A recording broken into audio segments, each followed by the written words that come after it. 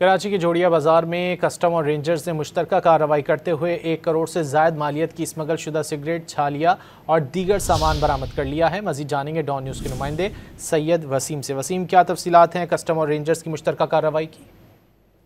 जी बिल्कुल, ये कार्रवाई जो है वो कस्टम प्रेसिडेंट की जानिब से की गई है और इस कार्रवाई में रेंजर्स के ताउन से ये कार्रवाई जोड़िया बाजार में की गई है। इंटेलिजेंस बुनियाद पर ये कार्रवाई में तकरीबन जो स्मगल शुदा सामान है वो 7 मजदा ट्रकों के अंदर भरकर स्मगल शुदा सिगरेट, छालिया, स्मगल शुदा निस्वार और कत्ता, ये तमाम माल जो है वो जब्त किया गया है, जिसकी मालियत 1 करोड़ 70 लाख रुपए बताई जा रही है। कस्टम इन्फोर्समेंट कराची ने कानून नाफिज करने वाले इदारों के साथ जो है वो मिलकर ये तमाम कार्रवाई की है और मुकदमा जो है वो अब से कुछ देर के बाद दर्ज किया जा रहा है। जी बहुत शुक्रिया सैयद वसीम इन तफसीलात के लिए।